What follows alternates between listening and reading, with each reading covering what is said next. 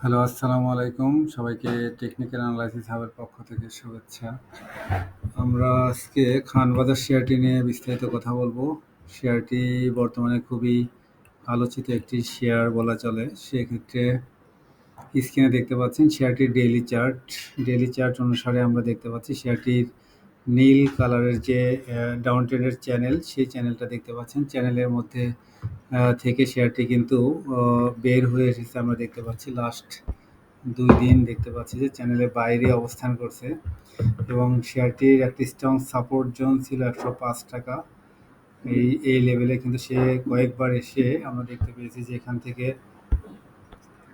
একটা support zone, এখানে একবার কারেকশন ফেজে এসে এই লেভেল থেকে বাউন্স ব্যাক করে এবং পরবর্তীতে আবারও এখানে আসে।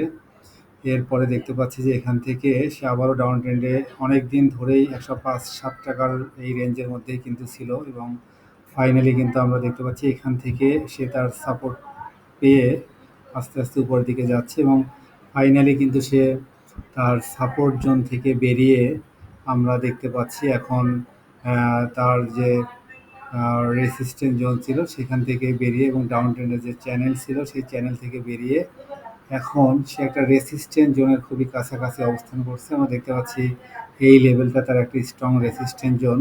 আগামীকাল যদি তার এই ৳১৫৫ এই রেসিস্ট্যান্স ব্রেকআউট দিতে পারে, তাহলে কিন্তু ফাইনালি বলা যেতে পারে শেয়ারটি ৳১৯০ দিকে যাওয়ার কিন্তু সম্ভাবনা রয়েছে এবং তার যে ফাইনাল যে রেসিস্ট্যান্স জোন অ্যাকচুয়ালি সেটা হলো অলমোস্ট ৳২০০ থেকে ৳১৯০। এই লেভেলটা তার এই বক্সটাই তার জন্য আসলে বড় বাধা।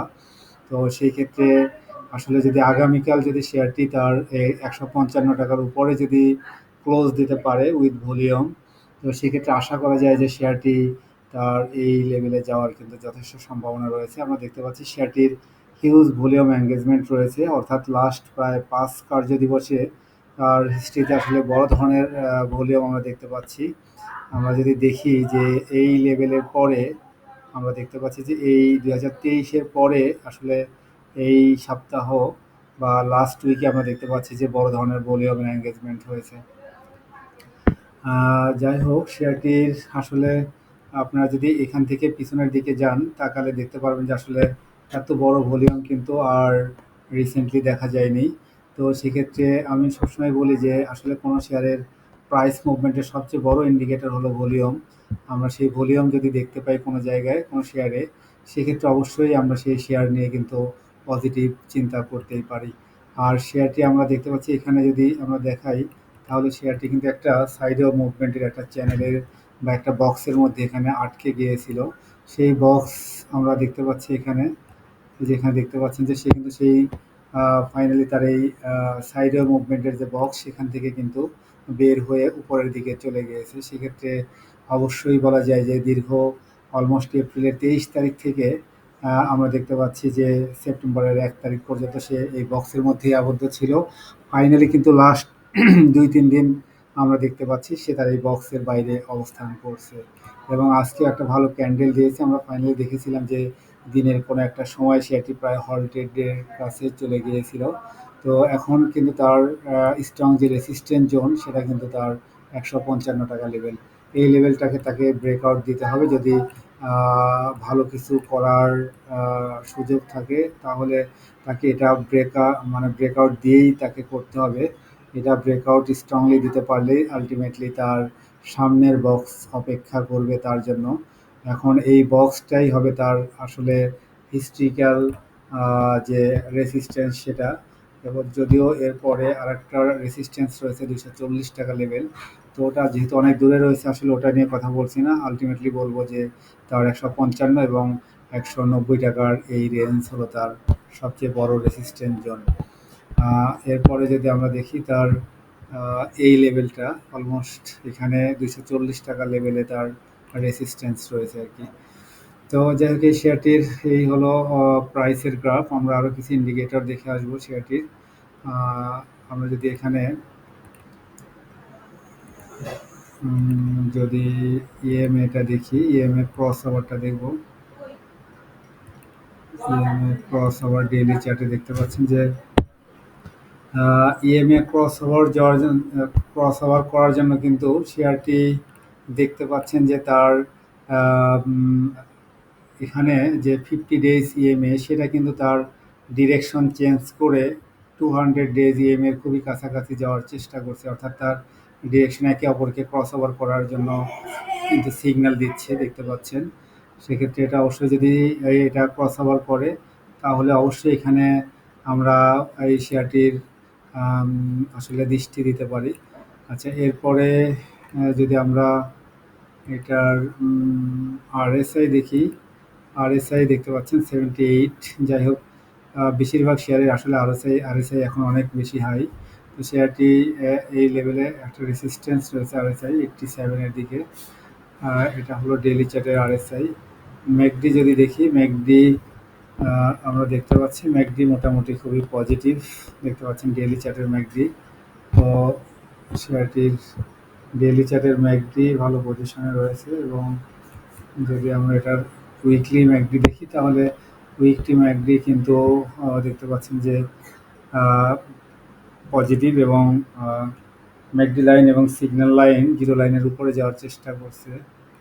আচ্ছা, মান্থলিতে যদি দেখি তাহলে মান্থলি চার্টের ম্যাকডি তার যে হিস্টোগ্রামগুলো ছোট হয়ে আসছে দেখতে পাচ্ছেন। সেক্ষেত্রে যদি প্রাইস মুভমেন্ট এভাবে করে তাহলে শেয়ারটি কিন্তু হয়তো আরও পজিটিভ হওয়ার যথেষ্ট সম্ভাবনা রয়েছে।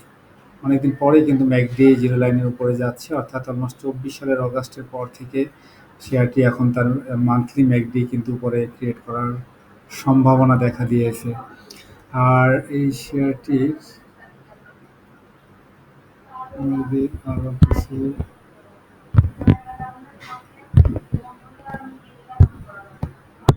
যাই হোক আমরা, আচ্ছা, আর আসলে তেমন কিছু জানানোর নাই। যাই হোক, যেহেতু শেয়ারটির ভলিউম এঙ্গেজমেন্ট এখন অনেক ভালো, সেহেতু শেয়ারটি আমরা আসলে অবজারভেশনে রাখতেই পারি। তো সেক্ষেত্রে আরেকবার যদি একটু দেখি শেয়ারটি আসলে ফাইনালি যদি বলি এই লেভেলটা, অর্থাৎ লং টাইম ফ্রেমে যদি বলি তাহলে তার আলটিমেট বাধা কিন্তু এই জায়গায় 170 টাকা। এই 70 টাকা যদি ব্রেকআউট দিতে পারে তাহলেই এই লেভেলটা থেকে ব্রেকআউট দিলেই কিন্তু শেয়ারটি চমক দেখাতে পারে। তো আলটিমেটলি 170 পর্যন্ত আমরা শেয়ারটিকে খুব ভালোভাবে অবজার্ভ করতে পারি, এবং 70-এর উপরে গেলেই কিন্তু শেয়ারটির আলটিমেট রেসিস্ট্যান্স 90 টাকা, এবং সে ফাইনালি তার এই যে রেঞ্জ সেদিকে যেতে পারে। যাই হোক, আমরা দেখতে পাচ্ছি এখানে ভলিউমের এঙ্গেজমেন্ট লাস্ট 3 মাসে কিন্তু ভালো। এই মাসটাও আমরা দেখতে পাচ্ছি ভলিউম খুবই বড় বড় ভলিউম নিয়ে শেয়ারটি একটা ফুল বডি ক্যান্ডেলও তৈরি করতে যাচ্ছে, অর্থাৎ মান্থলি ক্যান্ডেল চার্ট কিন্তু অনেক দিন পরে আমরা এখানে একটা বড় ক্যান্ডেল দেখেছি এবং এখানেও একটা ক্যান্ডেল দেখেছি। সেই সেম সেম ক্যান্ডেল কিন্তু এখানেও হয়তো তৈরি করতে যাচ্ছে, আশা করা যায়, যেহেতু এই মাসের সবেমাত্র শুরু হয়েছে আর কি বলা চলে, মাসের অলমোস্ট 9 দিন বা 8 দিন। সেক্ষেত্রে এখানে কিন্তু আরও ক্যান্ডেলটি বড় হওয়ার যথেষ্ট সম্ভাবনা রয়েছে।